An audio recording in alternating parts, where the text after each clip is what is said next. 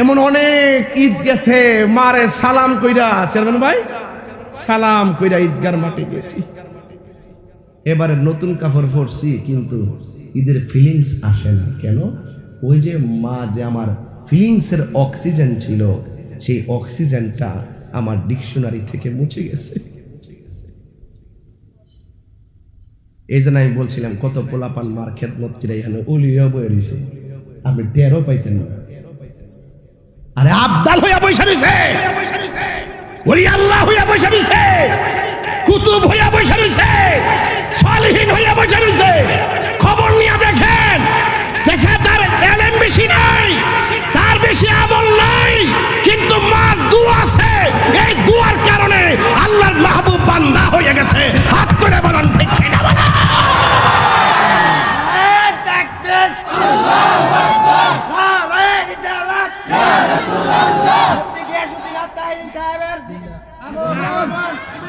আল্লাহু আকবার জোরে বলেন, আর চিৎকার বের করে আল্লাহু আকবার বলুন, ইয়া রাসূলুল্লাহ। যুবক ভাইরা আমার, বেশি লম্বা কথা বলবো না, কথার মতো কথা অল্প বললেই যথেষ্ট।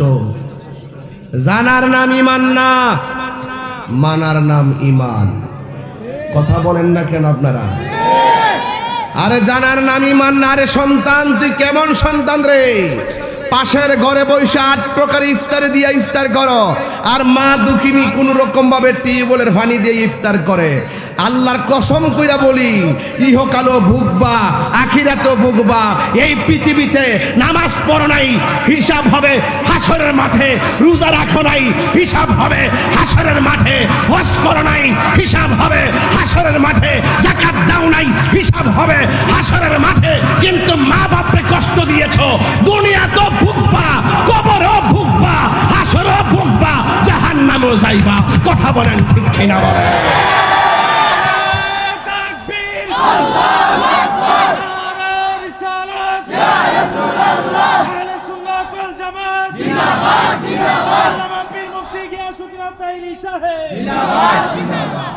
আমার কথায় কেউ রাগ করবেন না, আমার কথা পরিষ্কার।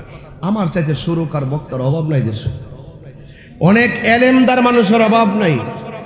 আমি একটা মতলব কইরা চলি। মা হইল আমার দোয়ার ফ্যাক্টরি, মা আমার কাবা, মা আমার মদিনা। এই জায়গার দোয়া আমি বলি না, আমার তো কথা বানাইবার কোনো ক্ষমতা নাই। আল্লাহ রাসূল বলছেন, মা যখন সন্তানের জন্য দোয়া করে, আপনি নামাজ পড়ে দোয়া করবেন না? এই দোয়াটার মাঝখানে একটা পর্দা থাকে। হজ করবেন না আপনি, উপরে একটা পর্দা থাকে। যাকাত দিবেন না আপনি, উপরে একটা পর্দা থাকে। মা বাপ যখন সন্তানের জন্য দোয়া করে ভাই, এটার মাঝখানে কোনো পর্দা থাকে না, ডাইরেক্ট কবুল হয়ে যায়। আমি কেমনে আপনারা বুঝাইতাম? আমার কানে কানে এসে কয়ে গেছে, হুজুর মা বাপ সম্পর্কে ওয়াজ করবেন। এই জন্য আমি শুরুতেই ওয়াজটা দর্শি কিনলে গিয়া অনেক মাহফিলে অল্প ওয়াজ করি। মা বাপের পোলাপান কান্দে, আজকে একটু লম্বা আলোচনা করবো, ঘাটে ঘাটে বুঝাইয়া দিয়া যাবো রে পোলাপান, হাসতে হাসতে জীবনটা ধ্বংস করো না, মা বাপরে কষ্ট দিয়া। কথা কোন ঠিক কিনা? আল্লাহ রাব্বুল আলামিন বলেন, وَقَضَى رَبُّكَ أَلَّا تَعْبُدُوا إِلَّا إِيَّاهُ وَبِالْوَالِدَيْنِ إِحْسَانًا। আল্লাহ রাব্বুল আলামিন বলেন, তোমাদের উপরে ইবাদত করাকে আবশ্যক করে দেওয়া হয়েছে। আমি আল্লাহ ছাড়া কাহারও ইবাদত করব না।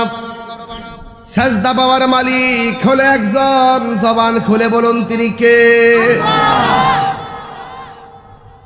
আল্লাহ বলছেন, আল্লাহ তাবুদু ইল্লা ইয়াহু, আমি আল্লাহ ছাড়া কাহারও ইবাদত করব না, একমাত্র ইবাদত করব আমি আল্লাহর। এখন ভৈরবের মানুষ, কালীপুরের মানুষ, জবানটা খুলে বলুন সাজদা পাওয়ার মালিক কে? আল্লাহ ছাড়া কাউকে সাজদা করা যাবে? ওয়ামা খালাকতুল জিন্না ওয়াল ইনসা ইল্লা লিয়াবুদুন। আল্লাহ রাব্বুল আলামিন বলেন, আমি মানুষ এবং জিন জাতিকে সৃষ্টি করেছি একমাত্র আমি আল্লাহর গোলামি করার জন্যে। এই জন্য আমার আল্লাহ রাব্বুল আলামিন তার ইবাদতের কথা বলেছেন। ওই ইবাদতের পরে আল্লাহ বলেন ওয়াবিল ওয়ালিদাইনি ইহসানা। কোরআন শরীফ বললে খারাপ লাগে? সভাপতি সাহেব বসতো না? এই বাবারা আপনারা একটু বসবেন, বসলে সুন্দর দেখা যাবে। আসলে এটি নিয়ম, বসুন বাবা। এই যুবকরা একটু বসে, তোমাদের জন্য আজকে ওয়াজ করতেছি, বসো একটু, বসুন আপনারাও বসুন বাবারা, লক্ষ্মী বসুন।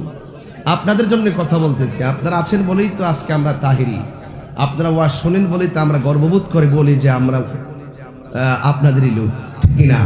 আদবের সাথে বসুন, মানুষ আসবে, আরো আসতেছে।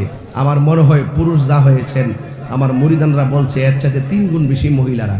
দেখলাম যে অনেক মা বোনরা পর্দার আড়ালে আছে, তাইলে সব মা বোনরার ওয়াজে আজকে করব। কিন্তু মা ও মা, আপনাকে নিয়ে কথা বলছি। আজকে রাত্রে রমজান মাসে আপনার পোলা যদি কোনো ভুল করে থাকে, মা আমি আপনার পায়ে ধরে বইলা দিয়া যাই, রমজান মাসে পোলাটা আজকে মাফ করে দিয়ে। মা যদি পোলাটা কষ্ট দিয়া থাকে, পোলাটারে মাফ করে দিন, আজকে আমি ওয়াজটা কইরা দিয়া যাই, আপনার পোলার আমি শাসন করে দিয়া যাই। কিন্তু আপনার কাছে একটা দাবি আছে, হ্যাঁ?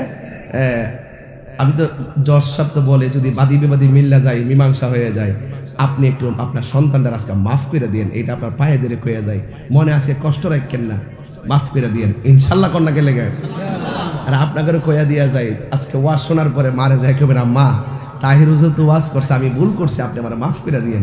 আরে মা এমন মারে, সন্তান মারে বুঝলা যায়, মারে হাজার কষ্ট দেওয়ার পরে সামনে যায় যদি কো মা তুমি আমার মাফ করে দাও, পৃথিবীর কোনো মা রাগ রাখতে পারে না। কথা বলেন ঠিক না? আমার যুবক ভাইয়েরা, আল্লাহ রাব্বুল আলামিন কুরআনুল কারীমের মধ্যে বলছে গো ওয়াবিল ওয়ালিদাইনি ইহসানা। আল্লাহ রাব্বুল আলামিন বলেন তোমরা মা বাবার সঙ্গে ভালো ব্যবহার করো। জবানটা খুলে বলুন, ইবাদত করার পরে আমার আল্লাহ যার খেদমত করতে বলেছেন তিনি হলো মা বাবা। তাহলে ওই মা বাবার খেদমত করতে হবে, সিদ্ধান্ত দিয়েছেন একজন, জবান খুলে কোন তিনি কে? ও আল্লাহ, মা বাবার সঙ্গে আমরা কয়দিন ব্যবহার ভালো করব? মা বাবার সঙ্গে আমরা কতদিন ভালো ব্যবহার করব? দেখেন আল্লাহ কি কারিগর। আমার দেশে যতদিন পর্যন্ত সন্তান বেকার থাকে, মা বাবার গায়ে যতদিন শক্তি থাকে, মা বাবা রুজি কইরা দে আর পোলাপান খরচ করে, কিন্তু মা বাবা যেদিন বৃদ্ধ বৃদ্ধা হয়ে যায়, সংসারে এমন লক্ষ্য করা যায় কালীপুরের জমিনে, ভৈরবের জমিনে সন্তান যখন স্বাবলম্বী হয়ে যায়, মা যখন রুজি রোজগার করার, বাবা যখন রুজি রোজগার করার সামর্থ্য হারায় ফেলে, ওই সময়ের ভিতরে সন্তান দ্বারা মা বাবা অবহেলার পাত্র হয়ে যায়। এই জন্যই আমার আল্লাহ রাব্বুল আলামিন বলে খবরদার, ইম্মা ইয়াবলুগান্না ইনদাকাল কিবারা আহাদুহুমা আও কিলাহুমা ফালা তাকুল লাহুমা উফফিন ওয়ালা তানহারহুমা ওয়া কুল লাহুমা কাওলান কারীমা। আল্লাহ রাব্বুল আলামিন বলেন মা বাবা যদি বৃদ্ধ হয়ে যায়, বাবা যদি বৃদ্ধ হয়ে যায়, ও পৃথিবীর মানুষ, দুইজনও যদি বৃদ্ধ হয়ে যায়, জবানটা খুলে বলুন মা বাবার সঙ্গে ভালো ব্যবহার করতে হবে, সিদ্ধান্ত কার? তাইলে বুড়া হলো মা, বুড়া হইল বাবা। এই যে বুড়া বাপ লাঠি নিয়ে হাঁটতেছে, বিছানার মধ্যে পিঠ লাগাইতে পারে না, পাড়া বাঁকা কইরা বিছানার মধ্যে পড়ে আছে। একটা কথা মনে রাখবেন, আমার মা আমার বাবা জীবনেও বিছানায় শুয়ে থাকার কথা না। যখন বাপটা বিছানায় শুয়ে যায়, ওই বাপটার শোয়াটাকে অন্য কোনো খারাপ চোখে দেখো না রে ভাই। বাপটা আর পারে না, আগের মতো হাঁটতে পারে না, আগের মতো কাজ পায় না, আগের মতো বসতে পারে না, আগের মতো গায়ে জোর পায় না। এই জন্যই তো আল্লাহ বলছে ইম্মা ইয়াবলুগান্না ইনদাকাল কিবারা আহাদুহুমা উফি ওয়ালা তানহারহুমা। ও যুবক, মা বাবা যদি বুড়াও হয়ে যায়, মা বাবার সঙ্গে ভালো ব্যবহার করার সিদ্ধান্ত দিয়েছেন। জবান খুলে বলুন তিনি কে? হায় রে, ও কালীপুরের বাবা, আল্লাহ বলে খবরদার, ওয়ালা তানহারহুমা, খবরদার মা বাবার ধমক দিয়া কথা বইল না। এটা তাহিরি কথা নয়, এটা অন্য কোন উলামায়ে কেরামদের কথা নয়। সন্তান যে মা বাপরে ধমক দিব সেটা আল্লাহ জানে কি জানে না? এই জন্য আল্লাহ বলে খবরদার, মা বাবার ধমক দিয়ে কথা বইল না। এখন প্রশ্ন করি আল্লাহ, মা বাবার সঙ্গে আমরা কেমনে ব্যবহার করব? আল্লাহ রাব্বুল আলামিন সে আচরণটা শিখিয়ে দিয়েছেন। ওয়াকুল লাহুমা কওলান কারীমা।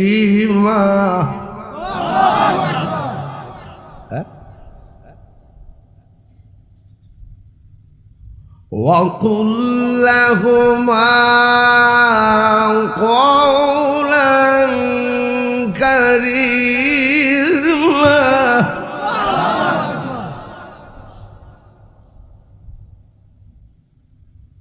وَاخْفِضْ لَهُمَا جَنَاحَ। কোরআন শরীফ পড়লে খারাপ লাগে? রমজান মাসটি কি কোরআন নাজিলের মাস না? তাইলে আমরা এক কামে দুই কাম করতেছি। কোরআন শরীফ পড়লে যে সওয়াব, শুনলে একই সওয়াব। ও আপনারা মনে করছেন আমি প্রথম যে একটু ডাইনে ভাবে কথা বলছি, এটি বুঝি ওয়াজ? এটা আমার ওয়াজের একটা সিস্টেম। কিন্তু খবরদার, কোরআন যখন পড়ব মনোযোগ দিয়ে শুধু শুনবেন, কেমন ঠোঁটটা লড়াই দেখবেন। রসুল বলছেন পড়লে যেই সওয়াব, শুনলে একই সওয়াব। একটা অক্ষর পড়লে 10টা নেকি পাওয়া যায়। কি মনে করে রমজান মাসের কোরআন হাসরের মাঠে আপনার জন্য সুপারিশ করবে? সুবহানাল্লাহ। আপনি যখন দুজি হইবেন, যারা রমজানে কোরআন তেলাওয়াত করছে তারা কি করবে? একদম এই কোরআনটা কি করবে? জাহান্নামের গেটে দাঁড়ায় বলবে, আল্লাহ এই বান্দা আমার তেলাওয়াত করছিল, এই বান্দা এখন দুজুকে যাইতেছে, আল্লাহ এই তেলাওয়াতকারীর জন্য আমি একটু সুপারিশ করতেছি, আল্লাহ তুমি তার জান্নাত দিয়ে দাও। কোরআনের সুপারিশের কারণে আমার আল্লাহ তেলাওয়াতকারীকে জান্নাত দিয়ে দিবে। কোরআন পড়লে লাভ আছে, শুনলে লাভ আসেনি? আমি আবার পড়ছি, এমন জোরে আল্লাহকে ডাকছেন। গুরু কমিটি না, গুরুস্থান আছে না এখানে? ওই কবরবাসীর আযাব যেন আল্লাহ মাফ করে দেয়। আমিন কর না কি লেগে? আমি কি তেলাওয়াতটা আবার করবো ইনশাআল্লাহ? ওয়াখফিদ লাহুমা জানাহাল যুল্লি মিনার রাহমাহ وَقُلْ رَبِّ ارْحَمْهُمَا كَمَا رَبَّيَانِي صَغِيرًا।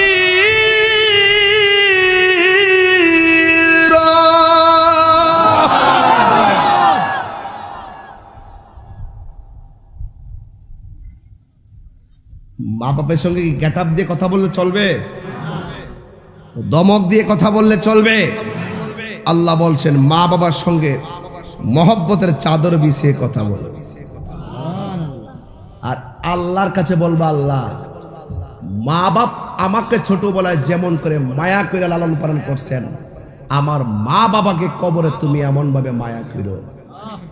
এটা হইল আদর্শ সন্তান মায়ের জন্য দোয়া। এই মৌলবী এই মৌলবী আয়াত দোয়া করে, হ্যাঁ দোয়া তো করে, কিন্তু নিজের মায়ের জন্য নিজে দোয়াটা করলে কেমন লাগে? কলজাটা ফানা হয়ে জাগা বেটা।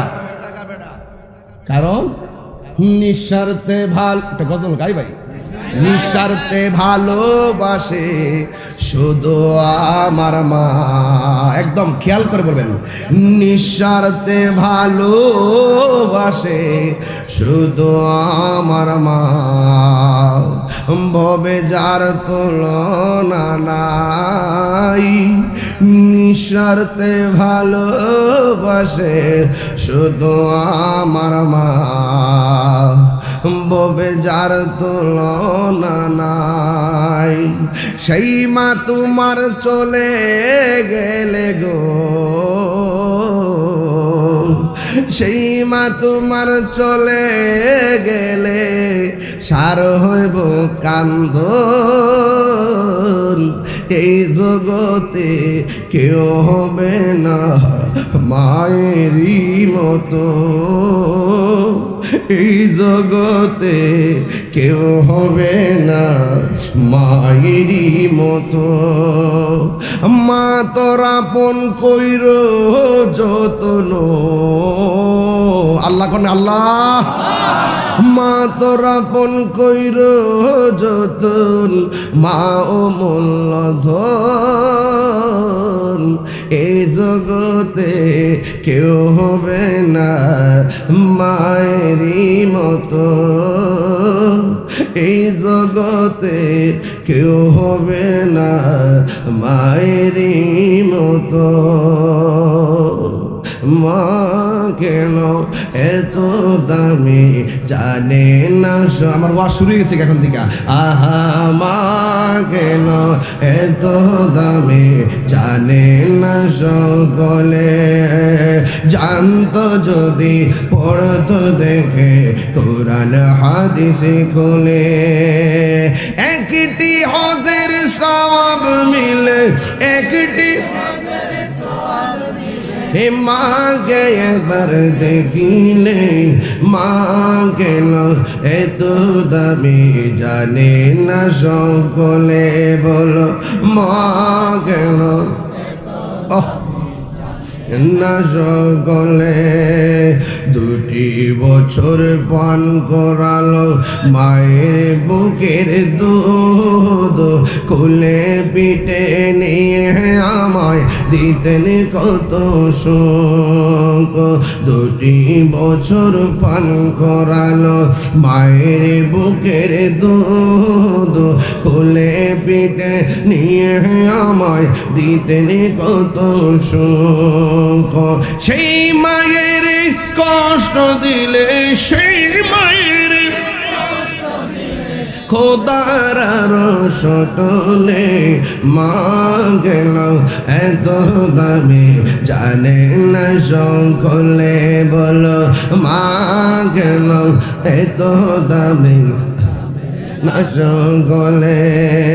মায়ের প্রসবের কালে কত কষ্ট পায়, বেহুশ হইয়া পড়ে মায়ে আপন বিছানায়। মায়ের প্রসবের কালে কত কষ্ট পাই, বেহুশ হইয়া পড়ে মায়ে আপন বিছানায়। সন্তানের নিয়ে কুলে, সন্তানের প্রসবে তা ভুলে, মা গেল এত দামি জানে না সকলে, বলো মা গেল এত দামি জানে না সকলে। এ জানতো যদি পড়তো দেখে কোরআন হাদিস খুলে, মকবুল হজের সওয়াব মিলে, মকবুল হজের মিলে। মাকে একবার দেখিলে, মা কেন এত দামে জানে না সকলে বলো মা কেন এত দামি জানে না সকলে মায়েরই প্রসবের কালে মায়ের প্রসবের গায় মায়ের প্রসবে কত কষ্ট পায় এটা আমি বুঝাইতাম পারতাম না রে বাবা। আল্লাহর কোরআনে বলে ওয়াহানানা আলা ওয়াহানিন, এই পৃথিবীতে কষ্টের পর কষ্ট যদি কেউ কইরা থাকে এই লোকটার নাম হলো তোমার জনম দক্ষিণী মা। এখন বলবেন হুজুর আল্লাহ যে বলছে মা কষ্টের বড় কষ্ট করে, এটা কেমনে? এটা যদি বুঝাইতাম চাই আমার কাছে বললে আমি বুঝাইতাম পারতাম না। যাই আপনার মারে জিগাইবেন আম্মা গো ও আম্মা তুমি নাকি কষ্টের পর কষ্ট করছো কেমনে? মা ডাক দেখে পুত্রে যখন লাল বেনারসি শাড়ি পইরা গাড়ি আর পালকির মধ্যে উইটা তোর বাবার ঘরের মধ্যে আইছিলাম, সংসারটা বড় পাতলা শীতলা লাগছে। যেই দিন থেকে শুনলাম তুই আমার পেটে কনসিপ্ট হয়েছিস সেই দিন থেকে আমি আগের মতন আর দইরা হাঁটি না। যদি তুই পেটের মধ্যে নষ্ট হয়ে যাস এই জন্য চোখের পলকে আমি হাঁটার স্বাধীনতা ভুলে গেলাম। ও বাবারে ওই পেটের ভিতরে যখন তুই গেলি 2-3 মাস হয়ে গেছে, আগে যেমনে মন চায় এমনে শুয়েছি, উপর হইয়া শুয়েছি, চিত হইয়া শুয়েছি, ডান কাতে বাম কাইতে, কিন্তু অসুবিধা ছিল না। যেই দিন থেকে শুনলাম তুই কনসিপ্ট হয়েছিস রাত্রি বেলা ঘুমাইতে গেলে উপর হইয়া ঘুমাই না, যদি চাপা পইরা যদি তুই পেটের ভিতরে নষ্ট হইয়া যাস এই জন্য বাবারে তোর জন্য আমি আমার ঘুমের স্বাধীনতা আমার কাইরা নিয়ে গেছে, এই ঘুমের স্বাধীনতা আমি হারাইয়া ফেলাইছি। ও মা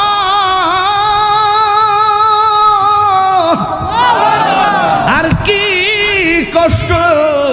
মা বলে পুত্রি আগে খাইতাম গেলে পেট ভরে খাইছি, তুই যখন আমার পেটের মধ্যে গেছ যত বালা খাবারে খাই না কেন আমার বমি আইসা পরে খাইতাম পারি না।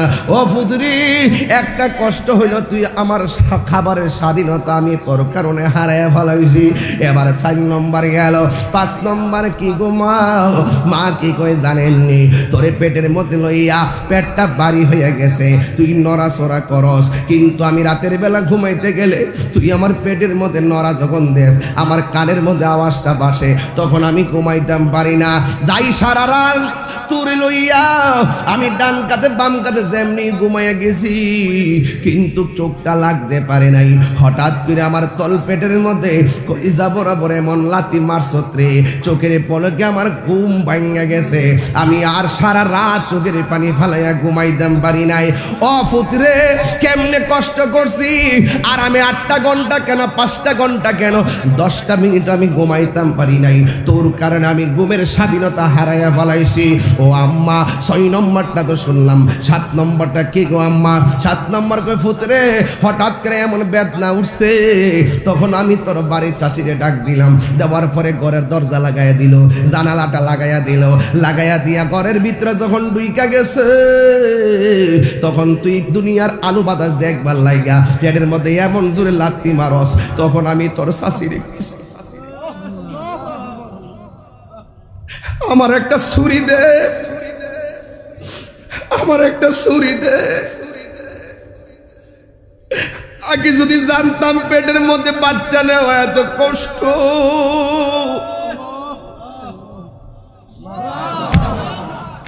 জীবনেও আমি পেটের ভিতরে বাচ্চা নিতাম না। লাতি খায়া খায়া মা বেহুশ হইয়া পড়ে গেছে। সন্তানকে মা ডাক দেখে পুত্রে ভূত, যখন আমার লাতি মারছ মরণের ঘাট আমি 10-12 বার দেখছি, এই জন্যই তো ডাক্তার বলছে, বিজ্ঞানে বলছে যতটুকু ব্যথা হইলে মানুষ মারা যায় এর চাইতে কয়েক গুণ বেশি ব্যথা অনুভব হয় মার প্রসবের সময়। আল্লাহ বাঁচায় রাখছে দিক কেন কালীপুরের বেডিটা বাচ্চা রইছে। এই জন্য আমার নবী কইছে ও পৃথিবীর মানুষ, এই পৃথিবীতে কোনো মহিলা যদি ডেলিভারির কেসে যাইয়া মারা যায় আমার আল্লাহ রাব্বুল আলামিন তার মরণটারে শহীদের খাতায় লিখে দিবে।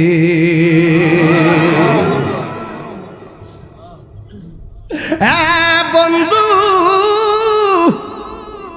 আল্লাহর হাবিব কয় মারা গেলে জান্নাতের টিকিট দিব। এখন কালীপুরের মাডারে যে আল্লাহ বাঁচায়া রাখছে, তুই সন্তান কি দিলি তোর মারে? ওই মা যদি প্রসবের সময় মারা যাইতো, শহীদের মর্যাদা পাওয়া যাইতো রে। কিন্তু মা তো বাচ্চা আছে, এই জন্য মা বলে পুত্রে তোর লাথি খাইয়া বেহুশ হইয়া বইরে গেছি, আমার কোনো খবর নাই।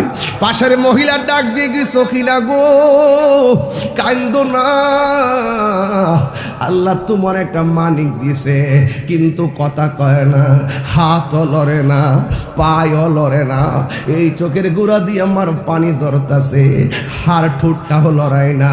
এমনও অনেক খবর পাওয়া যায়।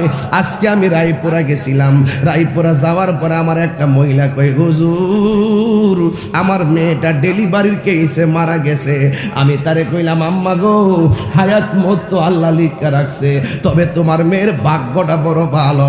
আমার নবী বলছে ডেলিভারির কেসে যদি কোনো মহিলা মারা যায়, তাইলে ওই মহিলাটারে আমার আল্লাহ শাহাদতের মর্যাদা দান করে দিবে। জান্নাতের চাবি আমার মা,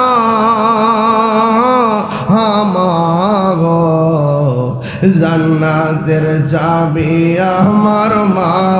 সবাই সবাই জান্নাতের চাবি আমার জান্নাতের চাবি আমার মা। মা যার বেঁচে নাই তার মতো দুঃখী নাই, মা যার বেঁচে নাই তার মতো দুঃখী নাই, খালা ফুফু মায়ের মতো না।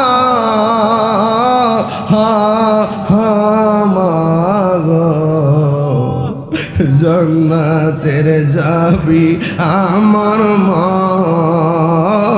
জান্নাতের যাবি আমার মা,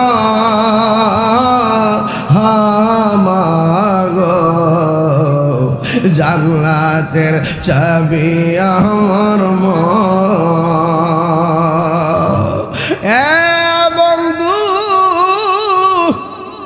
অনেকে বলে হুজুর এখন তো মায়ের প্রসব ব্যথা যেমনে করত, এখন তো আগের মতো এইগুলা নাই, এখন সিজার বাইরে গেছে, সিজারের কারণে বুঝি মার কষ্ট কম হয়। কেডা কইছে সিজারে মার কষ্ট কম হয়? এই পোলাপান সাবধানে কথা কইবা, সিজারে মার কষ্ট কম হয় আপনারা কে কইছে? ডাক্তারের কাছে যান, গেলে দেখবেন সিজারটার আগে এই কোমরটার ভিতরে একটা ইনজেকশন ঢুকায়া দেয়, বালা সারাটা জীবনের জন্য মার কোমরটা পঙ্গু হয়ে যায়। আরে তোর জন্য মায়ের ভালো কোমরটারে পঙ্গু বানায়া ফেলাইছে, তোর কারণে মার কোমরটা একবারে বাস্কুইরা পঙ্গু বানায় ফেলাইছে, সুজা হইয়া কাজ করতে পারে না। আবার সিজার করার সময় এই পেটটার সাত পল্লা চামড়া এমন ভাবে কাইটটা ফেলায়, একটু হাত কাটলে ভাই কত ব্যথা করে, 7টা পাল্লা কাইটটা তোরে পেট থেকে বাইর করে। কিন্তু যুবক ভাইয়েরা আমার, এমন ভাবে মার পেটটা যখন কাইটটা যখন প্লাস্টার করে করার পরে এমন ভাবে অচেতন কইরা ফলাইয়া রাখে, ওই সময় পানি পান করতে দেয় না।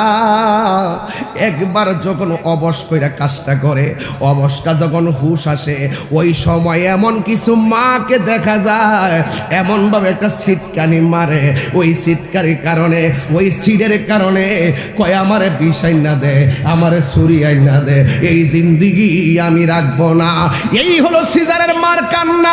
আরেক দিকটা নরমাল ডেলিভারি কান্না। দেখবেন ডাক্তার আর দাইমা দুইজনের দুইটা গুণ আছে। ডাক্তার দেখবেন বাচ্চা কাটার পরে বাচ্চাটার পেট থেকে বাইরে কইরা নারী বুড়ি সহকারে মার বুকটার মধ্যে দিয়া দেয়। আবার দাইমা দেখবেন, আমি জানি না ভিতরে ঢুকে দেখেন, খবর নিয়ে দেখেন না, আর দাইমারে দেখবেন বাচ্চাটা যখন প্রসব হবে বাচ্চাটারে দূরে কোথাও নেয় না, বাচ্চাটারে মার বুকটার মধ্যে নামায়া দেয়। কারণ ওই সময়ের ব্যথা দুনিয়ার কোনো ডাক্তার কবিরাজে সেলাইন দিয়ে মার ব্যথা দূর করতে পারে না। ওই সময় মার পাহাড় পরিমাণ ব্যথা। সন্তানের স্পর্শটা মায়ের জন্য অক্সিজেন। সন্তানের স্পর্শ যখন মার গায়ের মধ্যে লাগে, মায়ের প্রসব বেদনা দূর হয়ে যায়। মা ডাক দেখে দেশ না, জাদুমণির একটু কোলের মধ্যে দে। মায়ের কান্দন যাবত জীবন, 2-4 মাস বোনের কান্দন রে, ওর গোরের পরিবারের কান্দন কয়েকদিন পর থাকে না। দুঃখের দরদি আমার জনম দুঃখী মা, গর্ভধারিণী মা, জনম দুঃখিনী মা, গর্ভধারিণী আমার জনম দুঃখী মায়। কত না মারাত পোহালো বিজল গুয়ে মুতে, আমার শুকনায় রাখিয়া মায়ে তাকে বিজাতে। এই তাহিরি ডাইকা বলি জান্নাত মায়ের পায়ের তলে ও, ওরে আমার আল্লাহ যাও গলয়া সন্তানের নিও না। দুঃখের দরদি আমার জনম দুঃখী মা, গর্ভধারিণী মা, জনম দুঃখিনী মা। দুঃখের দরদি আমার জনম দুঃখী মা। একটা জবান বন্ধ রাখবেন না, মোহব্বতে মায়ার সুরে বলো সুবহানাল্লাহ। ক্বালান নাবিয়্যু সাল্লাল্লাহু আলাইহি ওয়াসাল্লাম, আল্লাহর হাবিব বলেন, সাকাতুর রাব্বি ফি সাকাতিল ওয়ালিদাইন ফি ওয়ারিদার রাব্বি ফি রিদাল ওয়ালিদাইন ওয়া সাকাতুর রাব্বি ফি সাকাতিল ওয়ালিদাইন। পিতা মাতার সন্তুষ্টিতে আল্লাহর সন্তুষ্টি, পিতা মাতার অসন্তুষ্টিতে আল্লাহর অসন্তুষ্টি। এই জন্য যুবক ভাইরা আমার, মা বাবা তোমার জান্নাত, মা বাবা তোমার জাহান্নাম। আমার নবী বলে মা বাবাই তোমার জান্নাত, আবার মা বাবাই তোমার জাহান্নাম। হে ভৈরবের কালীপুর, আল্লাহু আকবার জোরে হবে, ও ভৈরবের কালীপুরের বাবাজিরা গো,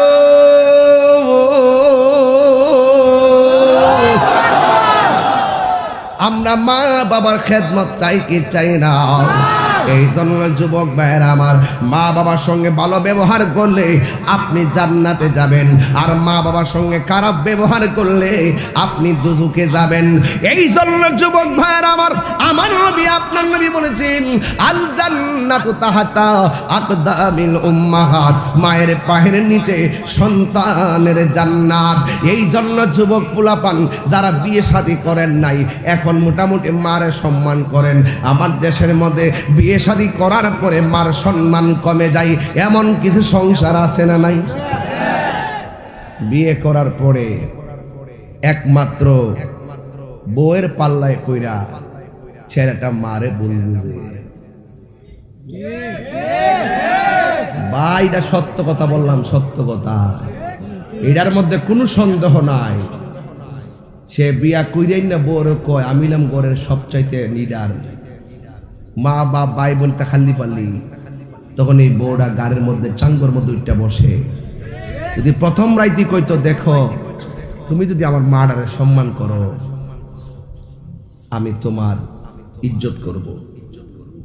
আল্লাহর রাস্তায় আমার মা আমার অনেক কষ্ট করে লেখাপড়া করাইছে, আমার মা বাপরে কষ্ট দিও না। এই বুদ্ধি না দিয়া বউর কথায় কান্দে, আছে না নাই? আবার বউর কথা হইন না, যেই পোলা মারে যায় তাফালিং দে, এটার মধ্যে বেজাল আছে না নাই? যেই পোলা বউর কাছ থেকে নেগেটিভ মার বিরুদ্ধে কোনো অভিযোগ শুনবো, যেই বউ তার শাশুড়ির বিরুদ্ধে অভিযোগ দেয়, মনে রাখবেন এটা ভালো বউ না, ভালো বউ না। আর যেই পোলা বউয়ের কাছ থেকে শূন্যই মারে যায় জিগাইলা, এই ফুলা বিয়া করছে না, এই ফুলা বিয়া বইছে।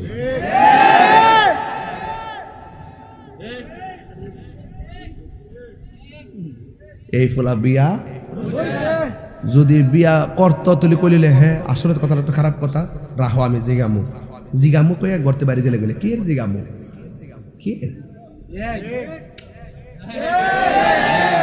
ঠিক আছে তো? যে পোলা বিয়া করে আর যে পোলা নীতিতে অটল সে বউরে বোর বুঝতে মারে মার বুঝতে বউরে খুশি করতে যাইয়া মারে বেজার করে না, মারে খুশি রাখতে যাইয়া বউরে বেজার করে না। মাও সারণ যাইতো না, বউ সারণ যাইতো না, কিন্তু বুঝ দিতিব দুইজন রে। কথা কোন ঠিক না বেটি? এইটাই হলো জসিম ভাই, এটা আমার বিচার। চেয়ারম্যান সাহেব কি বলে? এইটাই হলো আমার বিচার, এটাই হলো সমাজের বিচার। আবার কিছু কিছু পোলাপান দেখবেন মা কোনো গালি টালি দিলে না, হে পাশের বাড়ি যায় 2-3 জন গ্রুপ করে যে আমার মা আমারে এইটা কইছে এইটা কইছে। পাশের বাড়ি লোক আইসা কি গো তোমার বয়স হয়েছে, তুমি নামাজে বইসা বইসা আল্লাহ বিলা করবা, তোমার কোন ফুলাফান শাসন করার সময় আছে? হ্যাঁ, বালা না লাগলে জুদা না কইরা দিবা।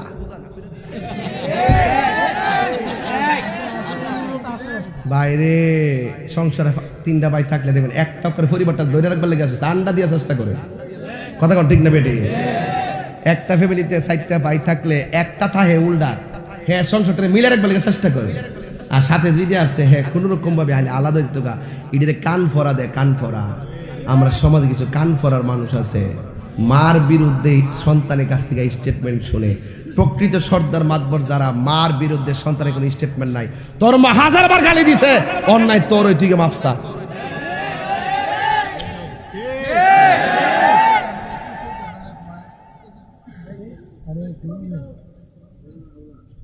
বিয়ে করছে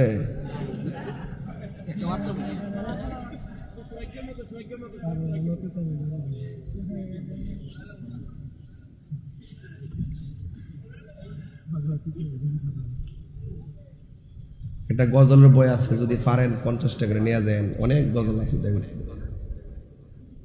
ভাই। আচ্ছা আপনার তো আমার চিনেন, আমি যদি মাহফিলে লক্ষ লক্ষ লোকের সামনে দৈনিক তো 2-3টা মাহফিল আমি করি নাকি? গত পরশুদিন করলাম লাকসাম, কালকে করলাম চিটাগাং, আজকে এখানে, কালকে আবার ওই অষ্টগ্রাম নৌকা দিয়ে যাবো দিনের বেলা, দিনের বেলা গিয়েছে নরসিংদী। তো এইভাবে তাই প্রতিদিন মাহফিল করি। তো আমি যদি লক্ষ লোক লিয়ে কইতাম পারি যে আমার এলাম কালাম নাই, আমার একটা ফুজি আছে, এটা আমার মার দোয়া, আপনার কি এটা বিশ্বাস হয় না? বিশ্বাস হয় না? আচ্ছা এই বিড়িডারে আমার মার কথা বলতেছি, আমি 10 বছর আগে তো আল্লাহ আমার তৌফিক দিছে, 10-15 বছর আগে আল্লাহ আমার তৌফিক দিছে হজে যাওয়ার জন্য। আমি আম্মারে লয়ে যাব, তো আম্মার সুবিধা অসুবিধা জানতে জানতে বুঝতে বুঝতে যখন হুকুম দিল তো দেখছি ঠিক না, বলতে বলতে বলতে বলতে শেষ করতে মারে লয়ে গেছি প্রথম। যেই লোকটা বাংলাদেশে বসে আমার লাগে দোয়া করতো, এই মারা যখন কাবা ঘরটারে বুকে লইয়া দোয়া করে তখন কেমন লাগে? রে ফুলাফান, টেহার মালিক হইছেন, গোপন রাখেন না, মার্ডার হলে মদিনায় যান।